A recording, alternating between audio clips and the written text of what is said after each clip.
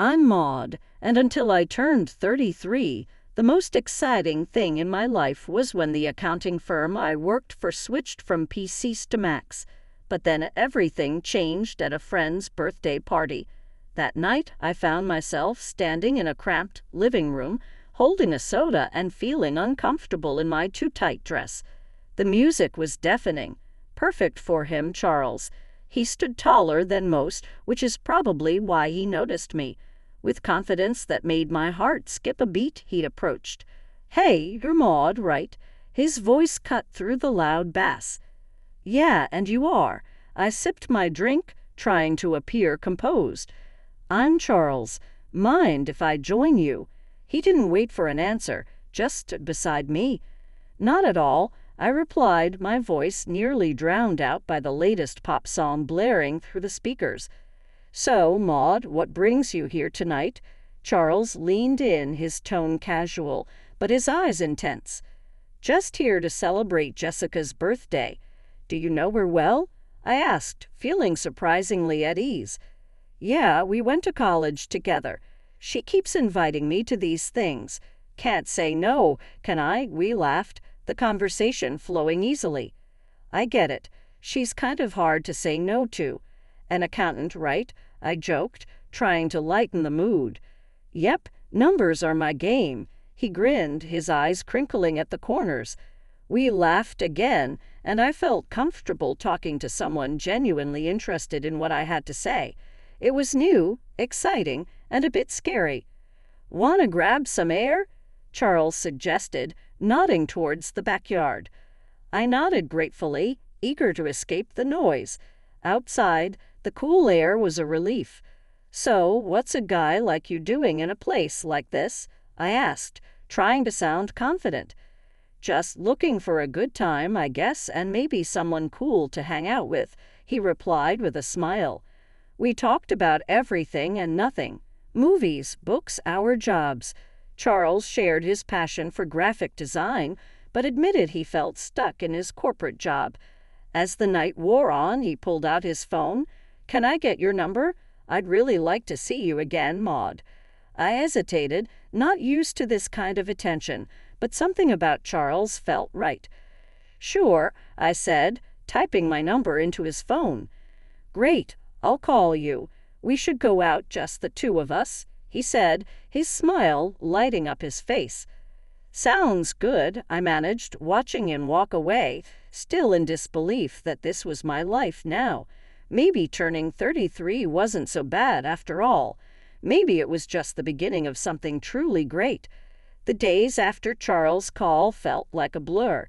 Before I knew it, I was getting ready for our first date. My nerves were all over the place since I didn't have much experience in this area. I chose a simple blue dress, nothing fancy, but hoping it would do the trick. Charles picked me up at 7 sharp in his clean, well-kept sedan. It wasn't flashy, but it suited him perfectly. As I got in, he flashed me a smile that could knock you sideways. "You look great, Maud," he said warmly. "Thanks," I mumbled, my face probably as red as a tomato. "You look nice, too." Dinner was at a cozy French place he knew. The food smelled amazing, but my stomach was doing somersaults. We ordered pasta, him with some fancy sauce and me with plain old marinara. "So, Maud, tell me something about you that no one else knows," Charles said, twirling his spaghetti expertly onto his fork. I chuckled, playing with my food more than eating it. "Well, I'm pretty boring, but I guess not everyone knows I can solve a Rubik's Cube in under a minute," I said, raising my eyebrows. "Really now? That's pretty cool. You'll have to show me sometime," Charles replied, his interest piqued. "Sure," I said, starting to relax a little. "What about you? Any hidden talents?" "I make a mean breakfast burrito," he boasted with a grin. "Best you'll ever have." "I'll take your word for it. Maybe you can prove it sometime," I teased. The conversation flowed, and for the first time in a long while, I felt like I was exactly where I was supposed to be. The next few weeks were a whirlwind. We saw each other constantly. Charles would come over after work, and I'd meet him for lunch near his office. He showed me his favorite spots around town, little nooks I'd never noticed before. It was like seeing the city for the first time. Things took a serious turn when he invited me to meet his parents, Brian and Camille. They lived in a small, cozy house filled with photos and little decorations. Camille hugged me the second we walked in. "Oh, we've heard so much about you, dear," she said, squeezing my shoulders. "She's lovely," Charles added with a pleased smile. We sat down to dinner, and the conversation was nonstop. "So, Maud, Charles tells us you're an accountant. That must be interesting," Brian said, passing me the potatoes. "It has its moments," I replied, "mostly just numbers, but I like the order of it." "And how's your family?" Camille asked, genuinely interested. "They're good, thanks. My dad's a businessman, always busy, but he's been really supportive of me. It was all happening fast, but it felt right. It was as if everything in my life had been leading up to this moment. Charles making me feel seen for who I was, not just some plain Jane accountant.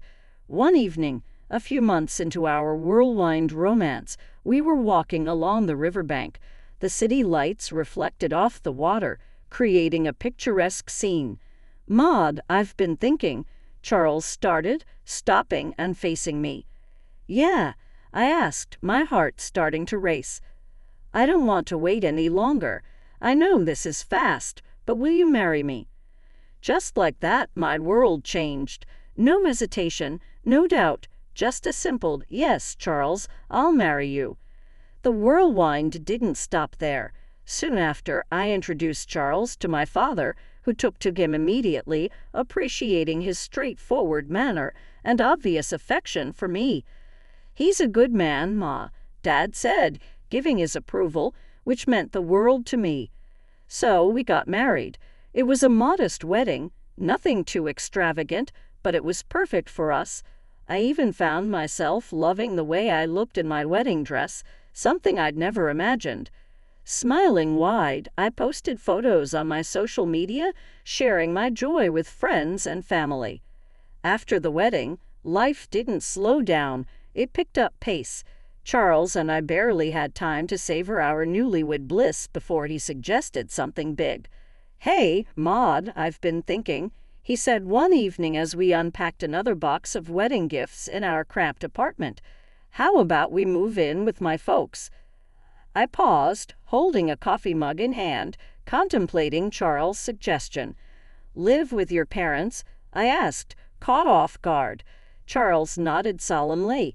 "Yeah, they're not getting any younger, and I think it'd be good to be around to help out. Plus, it'll save us some money on rent. Moving in with the in-laws, it seemed like something straight out of a sitcom. Are you sure they'd want us there all the time?" "Absolutely," he reassured me. "Mom's been dropping hints about it since we got engaged. Come on, it'll be great." 3 weeks later, we pulled up to his parents' house with our lives packed into boxes. Camille, Charles's mom, greeted us eagerly from the porch before we even got out of the car. "Oh, Maud, we're so thrilled to have you both here," she exclaimed, enveloping me in a warm hug. Brian, Charles's dad, welcomed us warmly. "Welcome home, son, and you too, Maud." The house was cozy, filled with furniture that looked like it belonged in a vintage museum. I tried to keep a smile on my face, but I already missed our small apartment. Sensing my hesitation, Charles whispered, "It's going to be great, trust me," as we carried boxes inside. The initial days were an adjustment. Camille hovered, popping into our room often to ask if we needed anything. "Just making sure you're comfortable," she'd say cheerfully, making me cringe at the lack of privacy. One evening during dinner, Charles, me, Brian, and Camille, the conversation turned to serious matters. Charles dropped a bombshell. "So, the house needs major repairs," he mentioned casually between bites of meatloaf. "Repairs?" I nearly choked on my mashed potatoes. "Yeah, the roof's in bad shape, and the plumbing's ancient," Charles continued, with Brian nodding in agreement. We were thinking maybe we could all pitch in for the costs. Glancing at Camille, who suddenly became engrossed in her plate, I asked, "All of us?" "Yeah, work just cut my pay," Charles admitted, avoiding eye contact. "I'm a bit strapped right now." There it was. A knot formed in my stomach. "I'll see what I can do," I managed to say, though I wanted to voice much more. Camille brightened, tears welling in her eyes. "Oh, Maud, that would be so helpful. You're such a blessing." The following weeks became a blur of contractors and mounting expenses. I wrote checks, forcing a smile as Camille praised how wonderful the house was beginning to look. Brian clapped me on the back. "You're truly part of the family now, Maud." Part of the family? More like the one footing the bills. Exhausted one evening after another round of costly repairs, I collapsed on our bed. Charles joined me, grateful. "Thanks for handling all this, Maud," he said, sounding genuinely appreciative. "It's fine," I lied, staring at the ceiling. "I just didn't anticipate how expensive it would be." He squeezed my hand. "It'll all pay off. This is for our future, right?" "Our future," I echoed, unsure whose future we were building. As I lay there, listening to Charles's steady breathing, I questioned if moving in had been the right decision. But it was too late now. I was committed, no matter the cost. Despite the financial strain, the house looked stunning after renovations, almost like something from a magazine. Despite the financial strain, I felt a bit of pride looking around. We decided to throw a small dinner party to celebrate, just the four of us. That's when everything took an unexpected turn. We were in the middle of dinner, laughing and sharing stories, when Camille suddenly grew quiet. The room felt heavy all of a sudden. She looked at Brian, then at us, her eyes teary. "We need to tell you both something important," she said, her voice shaky. Charles and I exchanged worried looks. "What's going on?" I asked, my stomach tightening. Brian took a deep breath. "The house, it's heavily mortgaged. We owe $300,000, and the bank could take it away if we don't settle the debt in 3 months. My fork clattered to my plate. "What do you mean?" "All the repairs we just paid for." Camille started sobbing. We were ashamed and thought we could manage it, but after the repairs and everything, there's just no way. I felt like I was in a bad dream. All the money, all the effort, and it was for a house that wasn't even secure. "So, what are you saying now?" My voice was sharper than I intended. "Well," Charles started, his eyes avoiding mine, "I was hoping maybe, Maud, you could talk to your father." "Are you serious?" I snapped, my voice rising. "Ask my dad for $300,000. It's just after his health scare. The house would be secure for us, for our future," Charles pleaded. Camille's sobbing grew louder, making me feel like the villain in this crazy drama. "Please, Maud, it's our home. We've spent decades in this house." I was furious, but the tears and the pleading wore me down. "I'll think about it," I finally muttered, feeling trapped. The next day, I called my dad, hesitantly explaining the situation. To my surprise, he agreed to help, but on one condition. "I'll give the money, Maud, but only with a formal agreement, a receipt. I want everything documented," he insisted. When I told Charles about my dad's condition, he wasn't happy. "Why does it have to be so formal? Can't he just trust us?" "It's $300,000, Charles. It's a lot of money, and he's just being cautious," I argued, feeling the distance between us grow. "He'll get his paperwork," Charles muttered, clearly annoyed. The paperwork was drawn up, and the money was transferred. Camille and Brian were relieved, constantly thanking me. But the air between Charles and me had changed. There was a coldness that wasn't there before. Just when I thought my life couldn't get any darker, tragedy struck. "Suddenly, Maud, it's Kayla." Her voice came through the line, shaky and choked. "Your dad, he had a heart attack. It's bad." My heart dropped to my stomach. "What? How is he?" "He didn't make it, honey." "I'm so sorry," she said softly. The phone nearly slipped from my hand. "No, that can't be right," I mumbled, feeling numb. I hung up and turned to find Charles standing in the doorway. "What's wrong?" he asked, his voice low. "My dad, he's gone," I managed to say before everything inside me broke, and I started sobbing. Charles came over and put his arm around me, but it felt like being hugged by a stranger. "I'm sorry, Ma," he said, and it sounded sincere, but I was too lost in my grief to really hear him. Exhausted from another long day of funeral planning and dealing with the agency, I came home earlier than usual. I expected the house to be quiet, but as I inserted my key into the front door, I heard voices from the living room. It was Charles, his tone dripping with frustration and disgust, talking to his parents. "I can't do this anymore. Living with her is driving me nuts.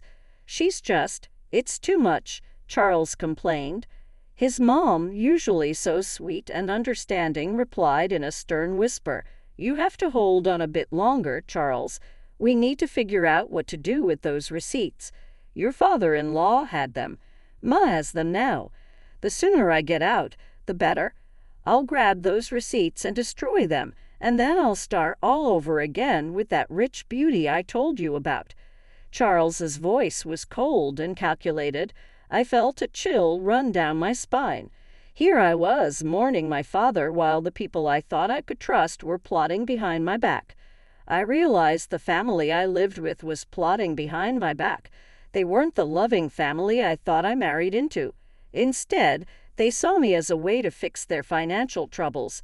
Rage mixed with shock, but I knew I had to keep my cool. So I slammed the door loudly as if I had just come in, disrupting their scheming. "Oh, Maud, you're back early. How did everything go with the funeral plans?" Camille's voice shifted instantly to one of concern, her eyes wide with fake innocence. I forced a smile, my stomach turning. "It's all coming together. Thanks for asking." As I spoke, I could see the quick glances they shot each other, their faces a mask of fake concern. It made my skin crawl, knowing their true colors, but I realized that showing my cards now wouldn't help. I needed to be smart. I needed to protect what was mine and possibly even get some justice for their deceit. The funeral was somber, the air heavy with grief and murmured condolences. But as the ceremony wrapped up and we returned to Charles's parents' house, the true colors of the family I married into began to show. As we gathered in the living room, sipping lukewarm coffee, Charles's demeanor shifted. His usually charming facade crumbled away, revealing something more sinister. With a cold laugh, he looked straight at me and dropped the bomb. "Maud, pack your things. You need to get out. I've got someone else now. Someone better." His words should have felt like a slap. I pretended to be stunned, but before I could respond, Camille chimed in with a sly giggle. "We've really had enough of you, dear. We only put up with you for your money." "What about the house?" I asked, my voice fading in.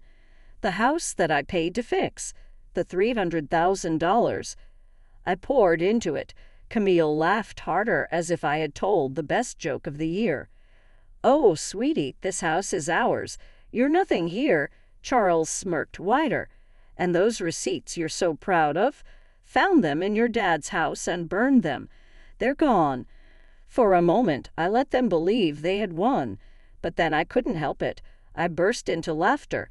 My reaction confused them, their smiles faltering. "Why are you laughing? What's so funny?" Charles demanded. I wiped a tear from my eye, still chuckling. "You three are just pathetic. You think you're so clever. The receipts you destroyed. They were copies. The real ones are safe with my lawyer." The color drained from their faces. Charles's arrogance turned to panic. "You can't prove anything," he stammered. "I can, and I will," I shot back, my voice steady and firm. "Now I want my money back, all of it, or my next call is to the police." Charles and Brian looked at each other, their earlier confidence replaced by fear. Brian, usually bold and brash, began to plead. Maud, please, let's talk about this. We can sort something out. With the truth out and leverage in my hands, negotiations with Charles and his parents dragged on longer than I expected. It was clear they were trying every angle to sway the terms in their favor, but I wasn't about to budge. It's simple, I stated firmly during one of our many discussions at their now legally mine kitchen table. The house gets transferred to my name in exchange for the money. That's the deal. No more games. Finally, they relented. We'd all agreed that the best course of action was to make everything official and legal. I insisted that everything be documented by a lawyer and confirmed with the proper papers. I want no corners cut, I emphasized. At the lawyer's office, the atmosphere was tense as documents were signed and notarized. I watched closely as each signature was applied, ensuring there was no room for further deceit. Once everything was finalized, I collected the documents related to the transfer and turned to Charles's mother, who looked deflated yet somehow still carried a hint of her former haughtiness. "I'll be keeping these in a safe place," I said, holding up the papers before slipping them into a folder, "just to ensure no one is tempted to pull any stunts." With the legalities handled, the divorce proceedings were straightforward. Charles was quiet, his earlier arrogance nowhere to be seen. When the final papers were signed, I felt a weight lift off my shoulders. A chapter closed on the day they moved out. I stood on the porch of my now fully owned house and watched Charles, his mom, and dad carry their belongings to a rental van. Their movements were slow, the mood somber.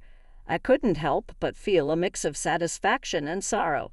This wasn't how I imagined my marriage ending, but under the circumstances, it was the best possible outcome. After everything settled down and I began to enjoy my newfound peace, word got back to me through friends about Charles and his situation.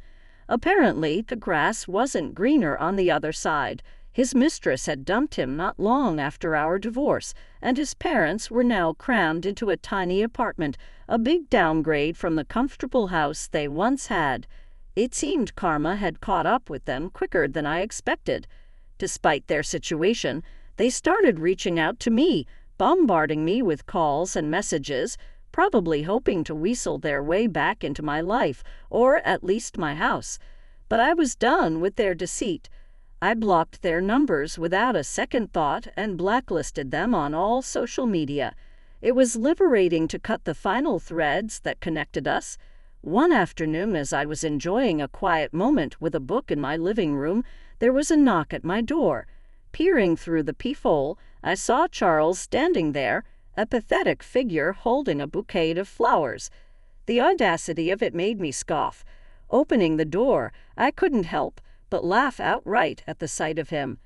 "Really, Charles? Flowers?" I said, unable to contain my amusement. He shuffled uncomfortably, the bouquet seeming to wilt along with his spirits. "Ma, I've realized so many things. I was wrong, terribly wrong. Remember when you told me I disgusted you?"